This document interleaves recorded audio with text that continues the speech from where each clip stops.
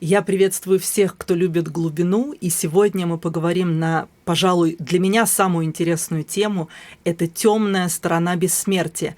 И обсудим мы эту тему на примере сюжета нашей рок-мистерии Исида и, в частности, сцены погребения Осириса. В этой сцене объединились две культуры, две древние концепции, две древние философии. Это египетские мифы и ведические писания. В самом сюжете, в концентрированном виде, я постаралась передать саму суть мифа об Исиде и Осирисе, мифа об умершем и воскресшем боге, который восходит еще к древнешумерским мифам. И мы с вами, как люди образованные, культурно грамотные, мы уже знаем, что мифы древних народов мира – это не просто сказочки. Это потрясающий калейдоскоп архетипов, который каждый из нас хранит внутри своей души, внутри своей психики, если хотите, и которые непосредственно влияют на то, как мы живем, какие решения мы принимаем и какую жизнь мы видим вокруг себя, как мы ее воспринимаем, как мы ее можем структурировать, как мы можем разобраться в том, что истина, и в том, что иллюзорно. Миф об Исиде и Осирисе имеет очень много разных прочтений и очень много разных интерпретаций. Сутью его является то, что Осирис отправляется в загробный мир, и затем Исида пытается его воскресить. И так как у нас рок-мистерия, я немножко добавлю мистики. Сама сцена погребения Осириса мне приснилась. Я уже говорила в прошлом видео, что наши сны, наши мысли, творческие откровения, научные откровения даже, да, которые приходят нам как общности людей, они не берутся совсем из ниоткуда. Они, на мой взгляд, и не только на мой, то есть я уже не первый человек, далеко не первый, кто про это говорит, они приходят к нам из общей библиотеки Вселенной. Такая своеобразная библиотека всего. Мы говорим об этом в предыдущем видео. Пожалуйста, посмотрите, если вы еще не смотрели. И я уверена, что эта сцена, которая мне приснилась, она мне приснилась не просто так, и особенное удовольствие в том, чтобы вот эти вот цельные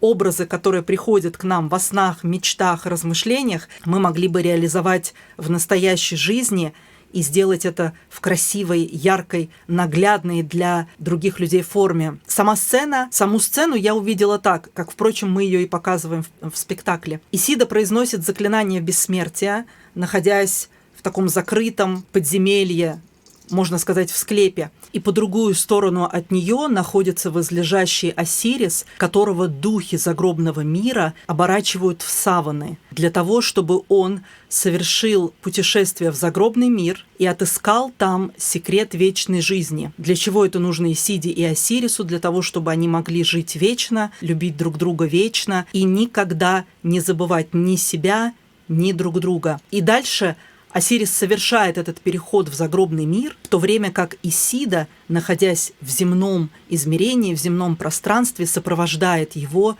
на этом пути.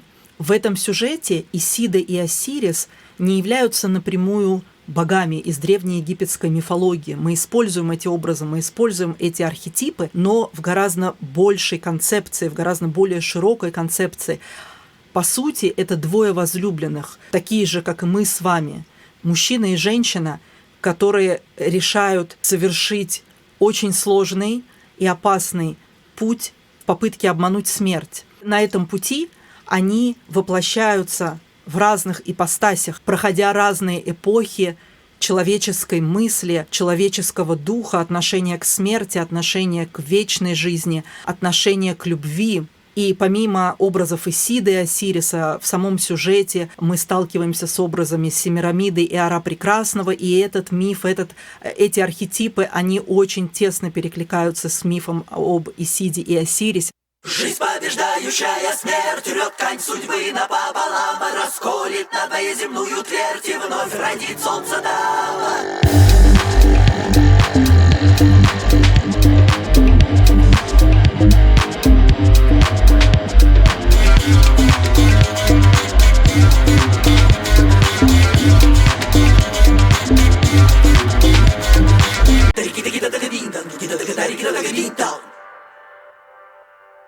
Затем мы приходим к центральной христианской молитве «Отче наш», молитве Создателю.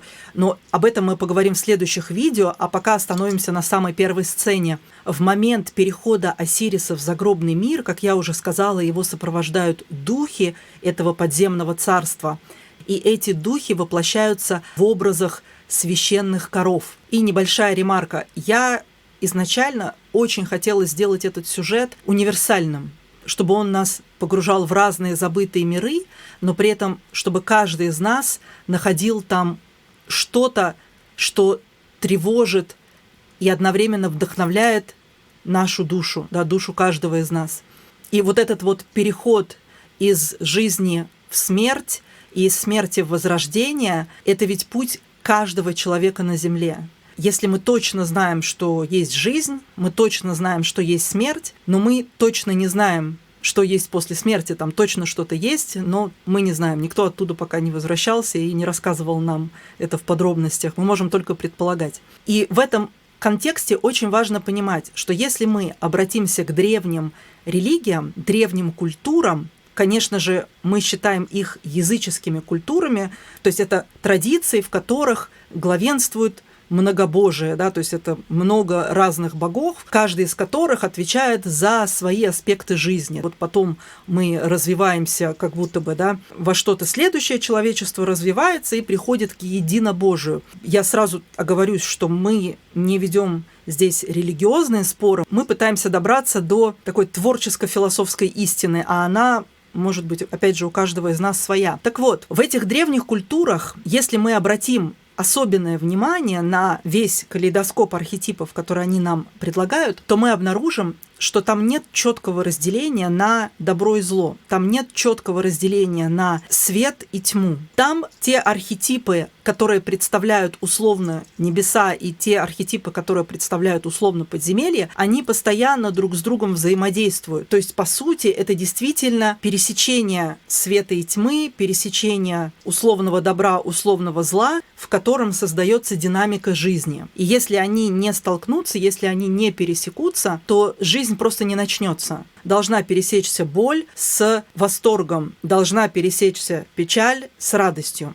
И возвращаясь к образам духов загробного мира, недаром мы их изображаем в виде священных коров. Конкретно в нашей рок-мистерии Исида у потрясающих танцовщиц, которые танцуют этот номер, у них короны с такими огромными рогами. И ошибочно многие современные люди полагают, что это как-то связано с какими-то дьявольскими символами и так далее, но это на самом деле невежественный и абсолютно такой плоский кондовый подход. Ведь рога и головные уборы с рогами, они существовали во многих культурах мира. И, кстати говоря, хоть я и не являюсь специалистом по русской народной традиции, существует огромное количество материалов, и вы можете их легко найти в интернете, где описывается история русского народного костюма, настоящего, аутентичного, исконного. И в очень многих областях кокошник женский был в форме рогов. И это не рога черта, конечно же, да, это рога коровы. Женщина носила на себе оберег, который помогал ей утвердиться в этой ипостаси кормилицы, матери, первоначальной матери. Скажем так, во всех культурах мира, где вообще существовали коровы, да, вот как биологический вид, коровы всеми почитаемое. Это было в Индии, это было в России. И животное, которое дает молоко, это мать, да, которая дает молоко своим детям. И это, конечно, животное, которое несет в себе сакральный смысл, сакральную силу. И откуда это вообще взялось? Да, давайте немножко заглянем. И сюда тоже.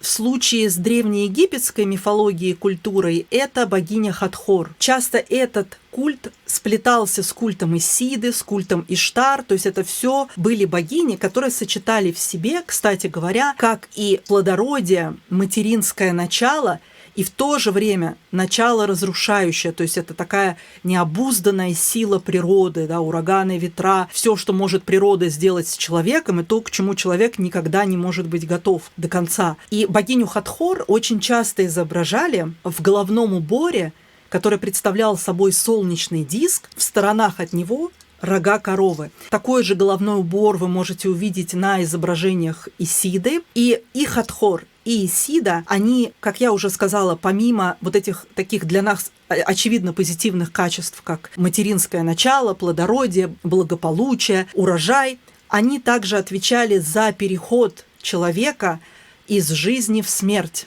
И это не считалось чем-то плохим, это не считалось чем-то темным, каким-то дьявольским и так далее. То есть это было частью общего цикла природы. То есть та богиня, которая рождает, эта же богиня провожает человека в следующую жизнь. Или сначала в загробную жизнь, а потом уже в следующую. Вот этот переход из жизни в смерть – это невероятно глубокая тема, погружаясь в которую мы можем очень многое про себя понять. То есть тот, кто рождает жизнь, тот, кто является кормилицей, и тот, кто питает жизнь, именно этот образ, этот архетип, это божество провожает человека в смерть. И вот что интересно, то есть кажется, вроде я говорю такие простые, может быть, для кого-то вещи, но ведь именно в таком направлении мысли человек может принять свою идею о смерти, идею о своей смерти очень спокойно. Ведь сейчас в современном мире, в котором мы находимся, я не хочу здесь вот выглядеть как бабка, которая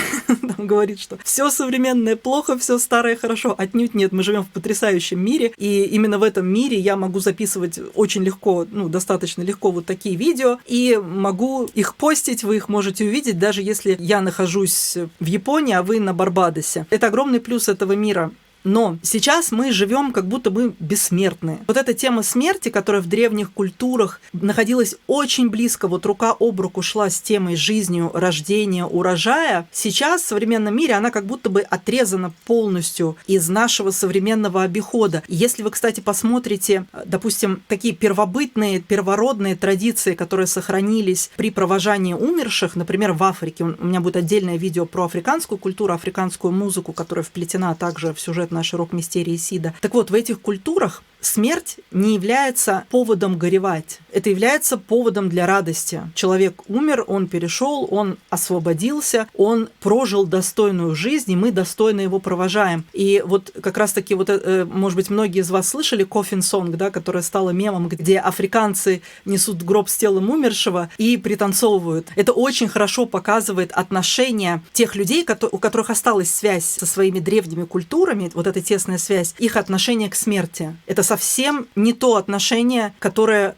транслируется у нас в нашем условно-цивилизованном западно настроенном мире. И вот это легкое отношение к смерти, кто-то может его трактовать вот со стороны такого скептицизма, что легкое отношение к смерти – это просто защита психики человека от осознания этой трагедии, да, что все мы когда-нибудь умрем, и мы ничего не можем отсюда взять с собой, кроме того, что мы саккумулировали внутри себя. Это можно трактовать как защиту, то есть вообще вся культура, мифология, все эти архетипы, они как будто помогают человеку справиться с этой мыслью. Но чем глубже я заглядываю в эти сюжеты, чем больше я перерабатываю их в своем творчестве, тем более я убеждаюсь, что древний человек, человек древних культур, причем у них же разброс-то достаточно большой во времени, но тем не менее, человек древних культур, он обладал гораздо большей житейской мудростью, чем обладаем мы сегодня. Такой человек жил в гораздо большем согласии с природой, чем мы сегодня. Чем это было лучше? Тем, что мы своим умом можем объять очень маленькое количество информации. Сейчас искусственный интеллект, который создан человеком, он обладает гораздо большими способностями к анализу, к структуризации информации. И то, что человеку нужно делать год, искусственный интеллект делает за минуту. Вот эта способность мыслить такими голыми мыслями и просто анализировать, собирать, эта способность не является чем-то необъяснимым, да, то есть она работает вот как программирование, там есть причинно-следственные связи, но сознание человека, психика человека, творческий дух человека, это невозможно измерить, это невозможно проанализировать, записать в какую-то статистику и невозможно подвергнуть это какому-то научному исследованию. И именно поэтому древние культуры предложили человеку, или же человек сам себе предложил, создав эти древние культуры, набор символов, набор архетипов, которые объединяли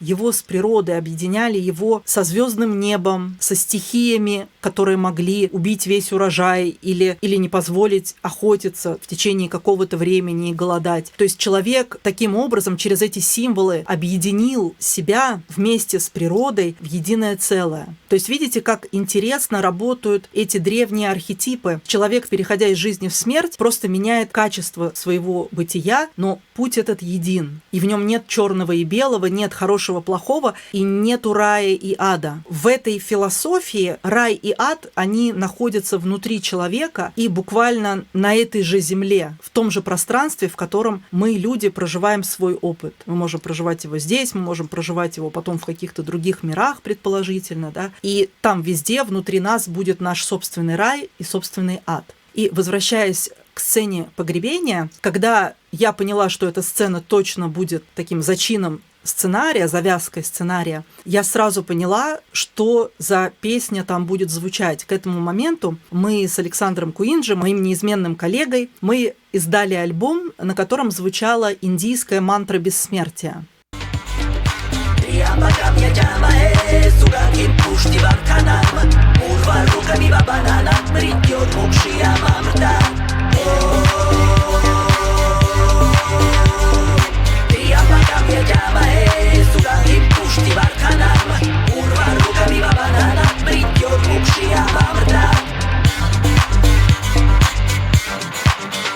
И сейчас мы с вами в качестве такой второй части и второго пласта смыслов темной стороны бессмертия мы с вами окунемся в индийскую ведическую культуру. Как вы уже помните, я говорила о том, что мы, современные люди, ошибочно считаем, что люди древних культур были многобожниками. На самом деле нет. Если вы окунетесь в эти культуры глубже и подробнее их изучите, вы увидите, что вот это внешнее разнообразие богов, божеств, духов – это на самом деле ипостаси одного бога. Это как будто бы миллион лиц одной высшей сущности, одного высшего разума. Если мы сейчас взглянем на, так и хочется сказать, проблему Бога с философской стороны, у Бога нет проблем, у нас есть проблема с пониманием, что это такое. То есть, конечно же, это никакой не старик на облачке в небе, который говорит нам, что делать, и карает нас за плохие дела. Конечно же, нет. Если мы попробуем понять, что же такое Бог, здесь нам нужно будет обратиться к миру идей. В предыдущем видео я рассказывала про платоновский мир идей, про хроники Акаши, и в этой концепции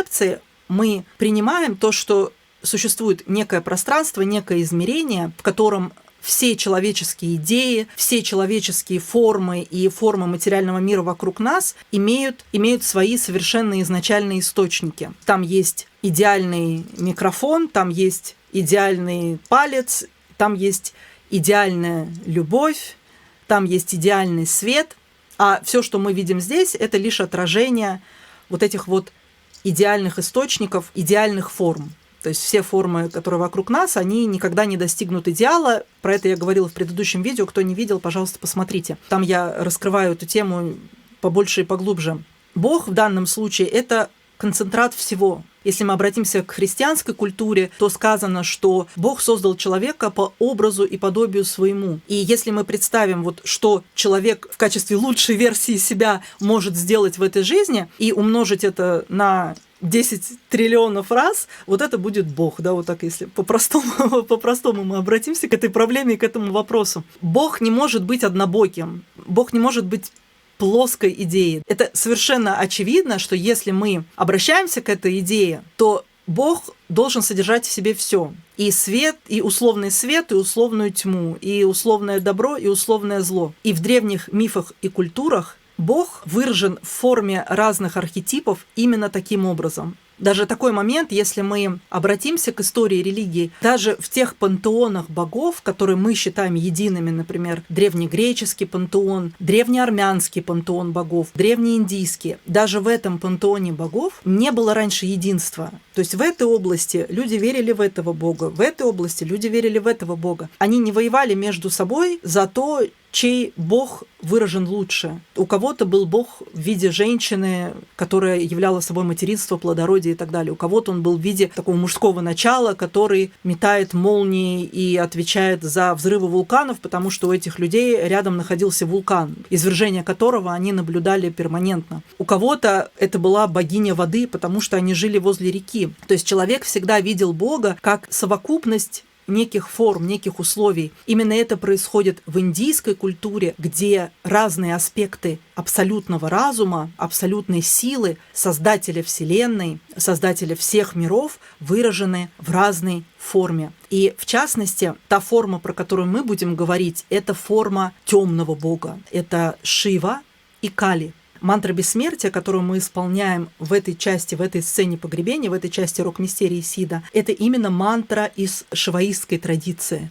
О чем же там поется? В оригинале дословный текст переводится как «Я восхваляю трехокого», имеется в виду трехокий Шива, сейчас я отдельно про это объясню, «Да освободит он меня от оков смерти, как огурец от стебля». Ну, огурец здесь как символ плодородия, естественно. Освобождение огурца от стебля – это освобождение от своих материальных привязанностей. Почему трехокий Шива? Тут сразу несколько значений. То есть это не только третий глаз вот в таком нашем современном плоском понимании. Это видение прошлого, настоящего и будущего. Это видение трех гун материальной природы. Это гуна невежества, гуна страсти, гуна благости. Что-то, что мы делаем совсем не понимая, как мы живем, для чего и так далее. Что-то, что мы делаем в страсти, но без утешения внутри. И гуна благости, то, что мы делаем, преодолев первые две гуны, и то, что по-настоящему приносит нам самые сочные плоды жизни. Но эти плоды очень тяжело могут доставаться. 3 процесса: созидание, поддержание, разрушение. Видите, как в одном архетипе, в одном божестве собирается практически вся мудрость человеческой жизни. И также Шива по преданиям является повелителем времени. Зачастую Шива изображается танцующим, вот обратим на это внимание, внутри огненного круга или, можно сказать, солнечного круга. И так как он многорукий, тем самым выражается его многогранность. В одной из рук он держит такой небольшой барабанчик, звуки которого рождают ритм Вселенной. Другой рукой он показывает знак успокоения, смирения. То, что неизбежно, оно все равно произойдет. Еще в одной руке у него огненное пламя, и сам он танцует на демоне. Что интересно, и чем меня всегда поражала индийская философия, я намеренно не называю это религией, потому что это глубинная и очень многогранная философия, которую можно изучать всю жизнь и все равно не изучить даже 1% оттуда. Что меня поражает, это то, что божество, которое одновременно отвечает за созидание и за разрушение, оно находится в танце. То есть сама жизнь, она может возникнуть только в динамике этого танца, только в соединении созидания и разрушения. И каждый из нас проходит это созидание, поддержание и разрушение каждый момент своей жизни. Любой выбор, перед которым мы встаем, сверкает этими 3 направлениями, и мы каждый раз их выбираем. И ни одно из них не является точно правильным, потому что есть моменты, когда нужно разрушение, есть моменты, когда нужно только созидание, а есть моменты, где, конечно, нужно только поддержание, и важно не свалиться в этом балансе в крайности разрушения и созидания. И у Шивы есть супруга Парвати, или еще ее называют Шакти. И если Шива, помимо танцующего божества, изображается также вечно медитирующим, пребывающим в таком глубоком сне, познании, бесконечном познании мира, то Шакти — это такая же динамичная энергия. То есть, в принципе, Шива и Шакти, и так же, как другие двуликие божества, где есть такое отцовское начало, материнское начало, мужское и женское, как правило, это одно божество в разных эманациях, скажем так. Так вот, у супруги Шивы, Парвати и Шакти, у нее энергия движения, энергия динамики. Этот архетип также сталкивается с еще несколькими архетипами из этой культуры. В частности, это Дурга, богиня разрушения, воинствующая богиня. И ее еще больший концентрат это богиня Кали. По легенде она выходит вот из третьего глаза Дурги, то есть это наибольший концентрат воинствующей, разрушающей энергии. Богиня Кали, она изображается достаточно страшновато для нашего современного глаза. Она изображается с высунутым языком, у нее ожерелье из черепов. Она, кстати говоря, танцует на своем супруге, на Шиве. Кали, Дурга, Парвати, Шакти — это все разные лица одного женского начала. По легенде, во время битвы напряжение воинств было настолько велико и настолько была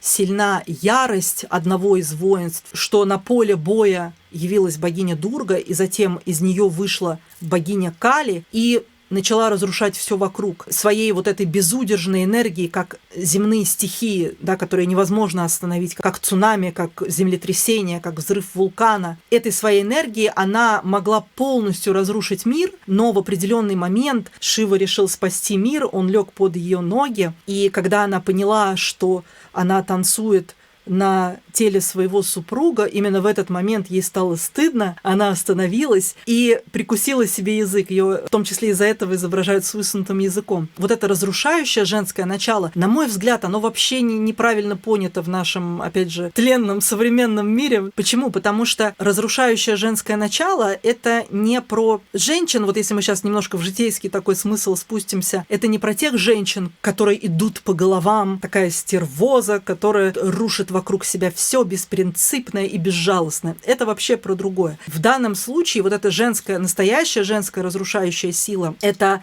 сила матери, которая спасает своего ребенка, когда ничего не может ей помешать, и она может, я не знаю, там поднять машину в этот момент, то есть у нее такой прилив адреналина, такой прилив ярости, такой праведной ярости, да, вот мы про праведную ярость говорим, которая может быть даже необходима для защиты своей жизни, жизни своего ребенка. Вот эта ярость, которая в определенной жизненной ситуации может стать спасением, в любой другой ситуации, которая не находится на грани жизни и смерти, она может очень многое разрушить.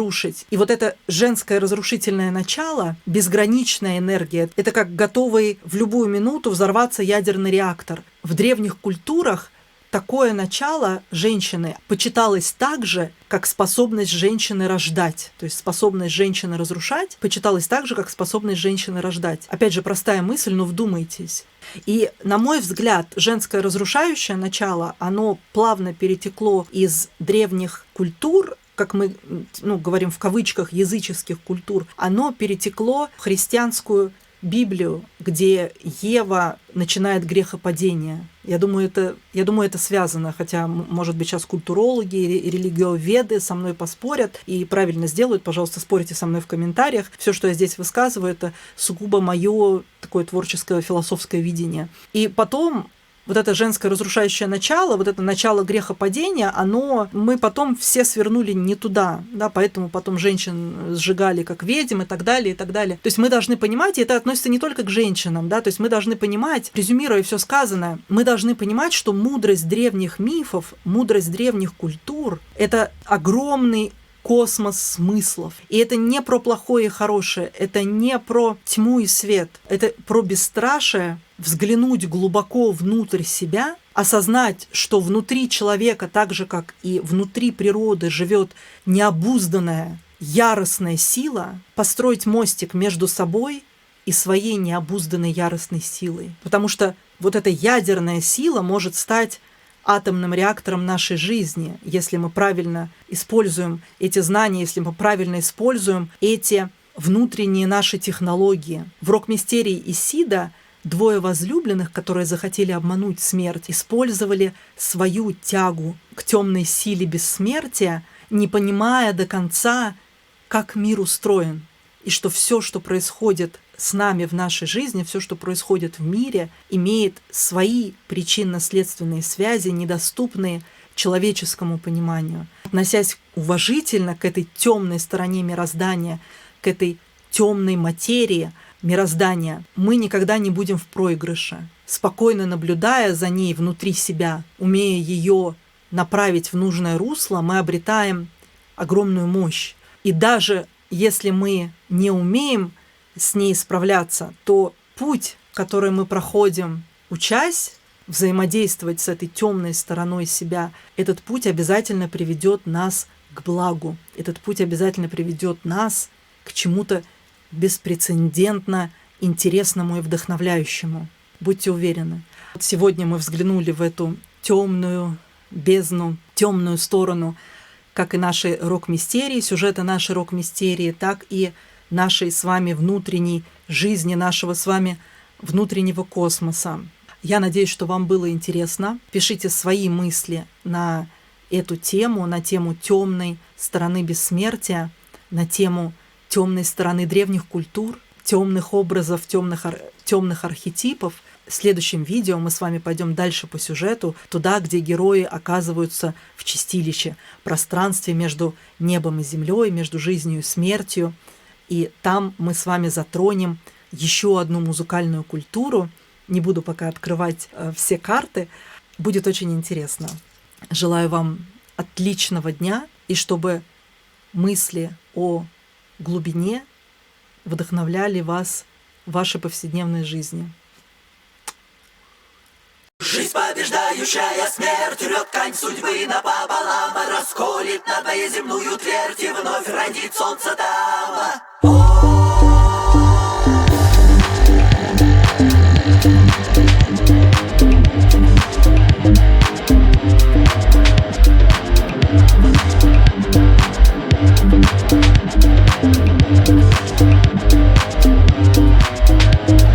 Жизнь, побеждающая смерть, рвет ткань судьбы напополам, расколет на твою земную твердь, и вновь родит солнце там.